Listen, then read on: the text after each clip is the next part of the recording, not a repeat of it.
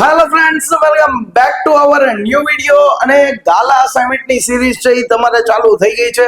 પ્રશ્નપત્ર 1 નો section C છે એ complete થઈ ગયો છે। જો વિડિયો નો જોતા હોય તો પ્લેલિસ્ટ છે એ ડિસ્ક્રિપ્શન માં પડી જ છે, જોઈ લેજો। ડિસ્ક્રિપ્શન ઉપર ક્લિક કરશો એટલે એમાં છે એ પ્લેલિસ્ટ નીચે આપેલી છે, એમાંથી તમને બધાય છે એ ગાલા અસાઇનમેન્ટ ના 2025-26 ના વિડિયો છે એ તમને જોવા મળશે। ચાલો હવે આપણે છે એ પ્રશ્નપત્ર પહેલું પૂરું કર્યું, પ્રશ્નપત્ર 2 આજે ચાલુ કરવાનું છે અને એનો સેક્શન સી। હવે સેક્શન સી છે એ 3 માર્ક વાળા સાવ સેલામાં સેલા દાખલા આવતા હોય પણ ઘણા વિદ્યાર્થીને અલગ લાગે છે। શું કાંઈ ખબર નહીં કે ઘણા વિદ્યાર્થીનો પ્રોબ્લેમ હોય કે ભાઈ સર દાખલા અઘરા લાગે છે, કેવી રીતે યાદ રાખવા નથી ખબર પડતી। તો ચાલો હવે હું અહીંયા કરાવીશ એટલે તમને મસ્ત રીતે સમજાઈ જશે, એટલે કાંઈ પ્રોબ્લેમ નહીં આવે। કારણ કે આ પહેલો દાખલો છે ને 11 રીતનો દાખલો એ ઘણાને છે ને એ બહુ અઘરો લાગતો હોય કે પહેલી રીત છે એ કઈ રીતે દાખલો કરવાનો નથી ખબર પડતી સર કાંઈ, તો અહીંયા જોજો એટલે તમને મસ્ત રીતે ખબર પડી જશે કેવી રીતે દાખલો ગણવાનો અને કેવી રીતે મગજ હલાવવાનું એ ખબર પડશે, બરાબર। આ દાખલો ગણશો ને એટલે હવે આપણને જો દાખલા નંબર 31 ગાલા અસાઇનમેન્ટ પ્રશ્નપત્ર 2 માં તમારી પાસે ગાલા અસાઇનમેન્ટ હોય તો એમાં જોજો પ્રશ્નપત્ર 2 માં 31મો દાખલો છે એ નીરવ નમ્રતા અને નિષાદ વાળો દાખલો છે। ચાલો જોઈ કે નીરવ નમ્રતા અને નિષાદ કયા પ્રમાણમાં, તો કે 3:2:4 ના પ્રમાણમાં નફો નુકસાન વેચી લેતા ભાગીદારો છે। મેનેજરને તેનું કમિશન આપ્યા બાદ વધતા નફાના 10% લેખે કમિશન આપવાનું છે। નમ્રતાને ભાગે 30,000 રૂપિયા નફો મળે છે। કોના જેવો દાખલો છે તો કે સ્વાધ્યાયમાં અભિજીતને 30,000 રૂપિયા નફો મળતો હતો એની જગ્યાએ અહીંયા નમ્રતાને 30,000 રૂપિયા નફો મળે છે। સેમ ટુ સેમ દાખલો છે, સ્વાધ્યાયનો ફેર શું છે, નીરવ નમ્રતા અને નિષાદ ખાલી નામ ફેરવી નાખ્યા છે, દાખલો સેમ ટુ સેમ છે। કેટલામાં સ્વાધ્યાયનો પેલું સ્વાધ્યાય અને દાખલા નંબર 3 ખોલીને જોઈ લેજો ટેક્સ્ટ બુક એટલે ખબર પડી જાય। ચાલો નમ્રતાને 30,000 રૂપિયા નફો મળે છે તો મેનેજરના કમિશનની ગણતરી કરો। માર્ચ 2022 માં આ દાખલો પૂછાણો છે અને જુલાઈ 2023 માં પણ આ દાખલો પૂછાયેલો છે, એટલે ખબર તમને પડી જ ગઈ છે કે મોસ્ટ આઈએમપી કેટલો દાખલો છે, તો આ કરવાનું ભૂલાય નહીં, બરાબર। ચાલો સૌથી પહેલા આમાં મગજ શું દળાવવાનો તમારે, તો અહીંયા લખેલું છે કે નમ્રતાને ભાગે 30,000 રૂપિયા નફો મળે છે। તમને બધાને ખબર છે કે ભાગીદાર વચ્ચે નફો કયો વેચાય, યાદ રાખવાનું વહેંચણી વેચાય, વહેંચણી પાત્ર નફો હોય એ જ ભાગીદાર વચ્ચે વેચવાનો હોય। તો આમાં આપણને ખાલી એક જ ભાગીદારનો વેચણી પાત્ર નફો છે, આખી પેઢીનો વેચણી પાત્ર નફો આપણી પાસે છે નહીં। તો પેલા આખી પેઢીનો વેચણી પાત્ર નફો આપણે ગોતવો પડે। કઈ રીતે મળે, તો સૌથી પહેલા આપણે સૂત્ર મૂકવાનું કે ભાગીદારને મળતો નફો બરાબર વહેંચણી પાત્ર નફો ગુણ્યા ભાગીદારનો ભાગ, બરાબર। આ સૂત્ર આપણે અહીંયા મૂકવું પડે। સૌથી પહેલા તો નમ્રતાનો નફો છે તો અહીંયા લખવાનો કે નમ્રતાને મળતો નફો બરાબર વહેંચણી પાત્ર નફો એને ગુણ્યા ભાગીદારનો ભાગ। ચાલો નમ્રતાને કેટલા રૂપિયા નફો મળ્યો છે, તો આપણને અહીંયા ખબર છે કે ભાઈ નમ્રતાને તો 30,000 રૂપિયા નફો મળ્યો છે, બરાબર। વહેંચણી પાત્ર નફો છે એ આપણે ગોતવાનો છે, શું કરવાનું છે, ગોતવાનું છે, ગુણ્યા નમ્રતાનો ભાગ શું છે, જો હજી નમ્રતા કેટલામી છે, પહેલી ને બીજી, તો 2 ના છેદમાં કેટલા આવશે, ત્રણેયનો ટોટલ કરો, 4 ને 3 7 ને 2 9। ચાલો હવે આટલું ક્લિયર થઈ ગયું તો આના ઉપરથી દાખલો થાય કઈ રીતે, તો કે જો અહીંયા તેથી કરી અને 30,000 રૂપિયા લખવાના। હવે બરાબરની આ બાજુ છે, અહીંયા 9 ભાગાકારમાં છે તો બરાબરની આ બાજુ આવે તો ગુણાકારમાં આવે। હવે અહીંયા 2 છે એ ગુણાકારમાં છે તો બરાબરની આ બાજુ આવે તો ભાગાકારમાં આવે, બરાબર। વહેંચણી પાત્ર નફો, હવે આપણને તે વેચણી પાત્ર નફો મળી ગયો, વેચણી પાત્ર નફો બરાબર। આ ત્રણેયનું સાદું રૂપ આપો એટલે કેટલા રૂપિયા થાય, તો અહીંયા જો 9 તેરી 27 એટલે 2,70,000 ભાગ્યા 2 કરો એટલે ખબર પડી જાય। જો કરો 30,000 ગુણ્યા 9 ભાગ્યા 2 એટલે આપણને મળ્યું 1,35,000 રૂપિયા મળ્યા। કેટલા રૂપિયા, 1,35,000। આપણને શું મળ્યું, વેચણી પાત્ર નફો 1,35,000 રૂપિયા। ચાલો 1,35,000 આપણને વેચણી પાત્ર નફો મળી ગયો છે. હવે આપણે શું કરવાનું છે તો કે મેનેજરના કમિશનની ગણતરી કરવાની છે. તો નાનું સૂત્ર મૂકવાનું. કયું સૂત્ર? નાનું. અહીંયા લખવાનું મેનેજરને કમિશન બરાબર મેનેજરને કમિશન બરાબર વહેંચણી પાત્ર નફો ગુણ્યા શું લખવાનું? કમિશનના ટકા. ચાલો વેચણી પાત્ર નફો આપણને મળ્યો 1,35,000 એને ગુણ્યા કમિશનના ટકા આપણને કેટલા આપ્યા? જો 10%. તો 10 ના છેદમાં આપણે કેટલા લખવાના? 100 લખવાના. ચાલો અહીંયા છેદ ઉડાડો. મીંડું ગયું ને મીંડું ગયું તો કેટલા વધ્યા? 13,500 રૂપિયા. તો મેનેજરને આપણે કેટલા રૂપિયા કમિશન આપવાનું છે? 13,500 રૂપિયા. સાવ છેલ્લામાં છેલ્લો દાખલો. કાંઈ એટલે કાંઈ હતું નહીં. 13,500 છે આપણે મેનેજરને કમિશન આપવાનું છે. દાખલો અહીંયા થઈ ગયો છે પૂરો અને આના 3 માર્ક છે. દાખલો સાવ એટલે સાવ સહેલો છે. ખાલી આટલો જ દાખલો છે અને આટલા દાખલાના 3 માર્ક આપણને આપે. દાખલો છે 2 મિનિટમાં થાય. કેટલી મિનિટમાં? ખાલી 2 મિનિટમાં. યાદ રાખજો. ચલો એના પછી દાખલા નંબર 32મો છે. શું શેની ગણતરી કરવાની છે? તો કે ત્યાગની ગણતરી કરવાની છે. અને ત્યાગનું સૂત્ર આપણને ખબર પડવી જોઈએ. શું આવે? ત્યાગ બરાબર જૂનો ભાગ માઇનસ નવો ભાગ. ચાલો કોણ કોણ છે? તો કે અપૂર્વ, અક્ષય અને આર્ય એક પેઢીના ભાગીદાર છે. તેમની વચ્ચેનું નફા નુકસાનનું પ્રમાણ કેવું છે? તો કે 1:2:2.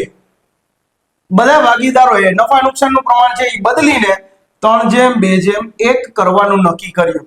તો આ છે પેલા હોય એને જૂનું પ્રમાણ કહેવાય, પછી હોય એને નવું પ્રમાણ કહેવાય. તો ભાગીદારે કરેલ ત્યાગની ગણતરી કરો. માર્ચ 2024માં પૂછાયેલો છે. મોસ્ટ આઈએમપી દાખલો છે. ધ્યાન બધાયનું અહીંયા રાખજો. દાખલો સાવ સહેલો છે. દાખલો 3 માર્કનો છે. બરાબર. ચાલો સૌથી પહેલા તો આપણે લખી ત્રણેય ભાગીદારના નામ. તો કે અપૂર્વ, અક્ષય અને આર્ય. સૌથી પહેલા આપણને શું આપણે કરવાનું છે? તો કે કાલે આપણે કર્યું હતું એની જેમ સેમ ટુ સેમ. સૌથી પહેલા તો જૂનો ભાગ, જૂનું પ્રમાણ, નવો ભાગ, નવું પ્રમાણ. ચલો આપણને જૂનું પ્રમાણ ને નવું પ્રમાણ આપણને આપેલું છે. જૂનું પ્રમાણ આપણને શું છે? જોવો તો કે સૌથી પહેલા આ વેચતા હતા, પછી આ કર્યું તો જૂનું પ્રમાણ 1:2:2 છે. 1:2:2.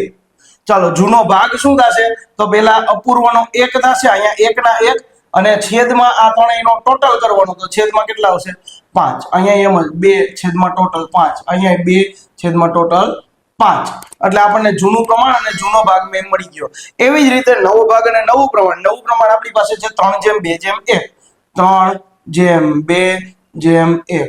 પ્રમાણ હોય એમાં જ હંમેશા જેમ લખવાનું હોય. પ્રમાણમાં કોઈ દી જેમ લખાય નહીં. યાદ રાખજો. ચાલો આનો નવો ભાગ શું થશે? તો કે 3 લખવાનું. એના છેદમાં ટોટલ 3 ને 2 5 ને 1 6. 2 ના છેદમાં 6. 1 ના છેદમાં 6. જૂનો ભાગ મળી ગયો, નવો ભાગ મળી ગયો. ત્યાગનું સૂત્ર મૂકી દેવાનું. શું આવશે? ભાગીદારે કરેલ ત્યાગ બરાબર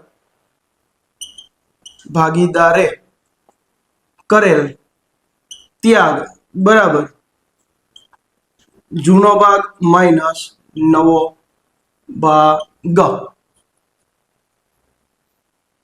ચાલો હવે ત્રણેય ભાગીદારના છે એ અહીંયા આવી રીતના પાઠ પણ નાખી અને આટલામાં સમાડી દેસી આપણે. સૌથી પહેલા કોણ છે? અપૂર્વ. ચાલો અપૂર્વનો જૂનો ભાગ શું છે? તો અપૂર્વનો જૂનો ભાગ આવી ગયો 1/5 માઇનસ નવો ભાગ શું છે? આવી ગયો 3/6. હવે શું કરવાનું? તો ક્રોસ ગુણાકાર કરવાનો. કઈ રીતે? તો કે 6×5 = 30. 6 એકા 6, 5 તેરી 15. ચાલો 6 માંથી 15 જાય તો કેટલા વધે? 9 વધે. ગણતરી કરો. જો 7 8 9 10 11 12 13 14 15 9 વધે. કેવા? માઇનસ. તો -9 ના છેદમાં કેટલા આવશે? 30 આવશે. જ્યારે આપણે ત્યાગની ગણતરી કરતા હોય જવાબ માઇનસમાં આવે તો એને કહેવાય લાભ કહેવાય. શું કહેવાય? લાભ. એના પછી હવે અક્ષયનું આપણે ગોતશું. અક્ષય બરાબર. હવે અક્ષયનો જૂનો ભાગ શું છે? તો અક્ષયનો જૂનો ભાગ છે 2/5. માઇનસ નવો ભાગ શું છે 2/6. હાલો આમાં શું કરવાનું છેદમાં તો 30 જ હશે 6 પંચા 30 6 દુ 12 5 દુ 10 12 માંથી 10 જાય તો કેટલા આવશે 2/30. જવાબ પ્લસ માં આવે તો ત્યાગ જ લખવાનું. હવે છેલ્લાનો જવાબ શું આવશે તમને અત્યારથી ખબર પડી જવી જોઈએ. મને તો ખબર પડી ગઈ છેલ્લાનો જવાબ શું આવશે. છેલ્લાનો જવાબ આવશે 7/30. કઈ રીતે ખબર પડી એ ધ્યાન આયા તો આપણને કીધું જ છે કે ભાઈ જેટલો છે એ સરવાળો માઇનસમાં આવે એટલે 10 માં આવવો જોઈએ. તો માઇનસમાં આપણને 9 આવી ગયા છે તો પ્લસમાં આપણને 2 જ મળ્યા છે તો ઘટે છે કેટલા 7 ઘટે છે તો 7/30 આવશે. જોઈજો હમણાં. ચાલો હવે છેલ્લે છે આર્ય. આર્ય બરાબર આર્યનો જૂનો ભાગ શું છે 2/5 માઇનસ નવો ભાગ છે 1/6. જો નવો ભાગ આર્યનો 1/6 છેલ્લે 6 પંચાને 30 6 દુને 12 માઇનસ 5 7/30. જવાબના પ્લસમાં આવે ત્યાગ ગોતીથી જવાબ પ્લસમાં આવે તો ત્યાગ જ રાખવાનું. આવી ગયું.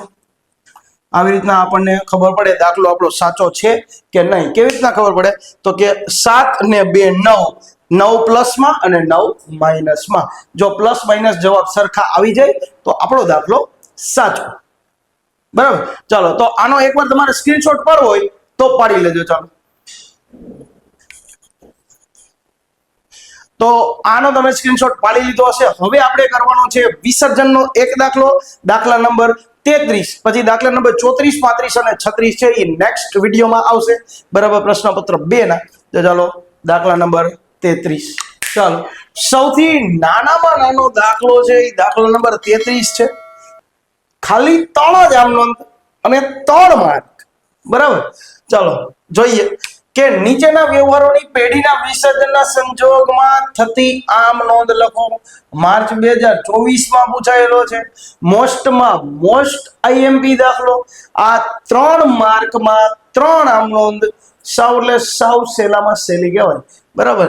ચાલો 3 આમ નોંધ કરવાની છે. શું છે જોઈ તો કે પેઢીનો વિસર્જન ખર્ચ છે એ 10,000 રૂપિયા થયો છે. વિસર્જન ખર્ચો 10,000 રૂપિયા થયો. વિસર્જનની આમ નોંધ છે ઈ 2 થાય.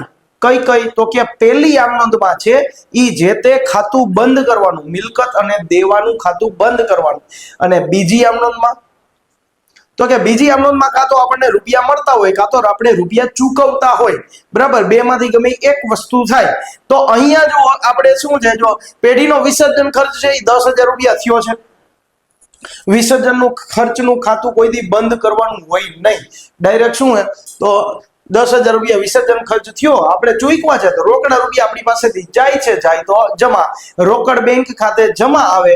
ઉધાર શું આવે આપણી પાસે એક જ વસ્તુ છે માલ મિલકત નિકાલ ખાતું. તો મામીની ખાતે ઉધાર પેલી આમ નોંધમાં આવશે કે મામીની ખાતે ઉધાર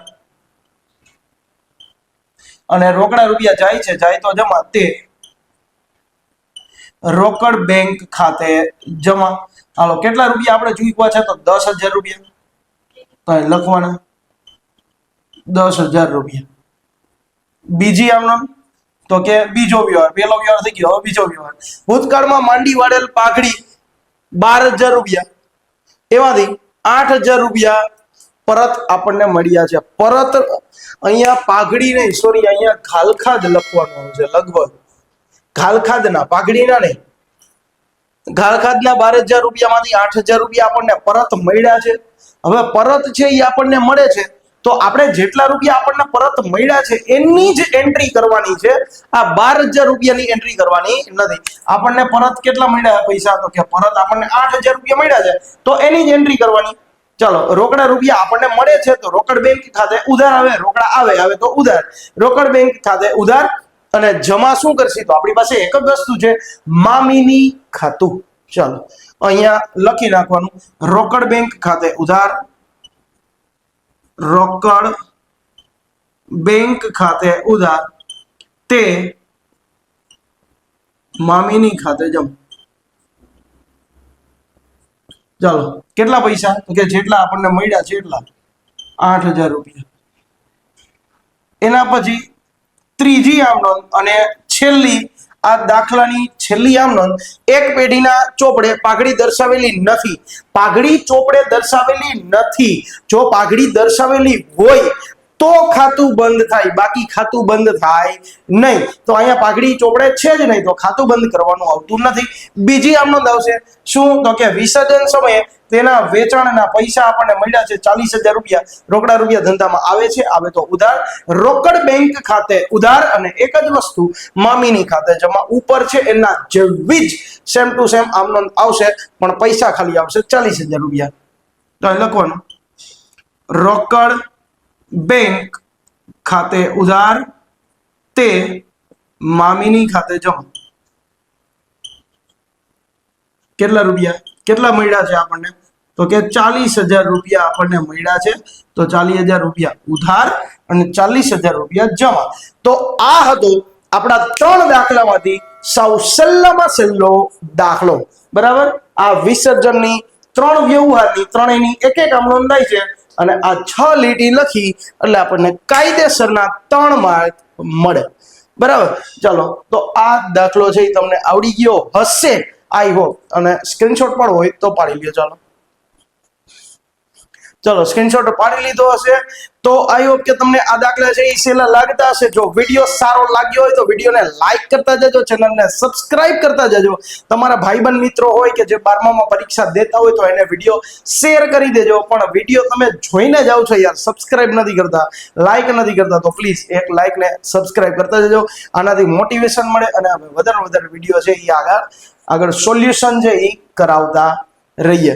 બરાબર, બાકી મળીએ આના પછીના દાખલામાં 34, 35 અને 36માં પ્રશ્નપત્ર 2. ત્યાં સુધી થેન્ક યુ, બાય બાય.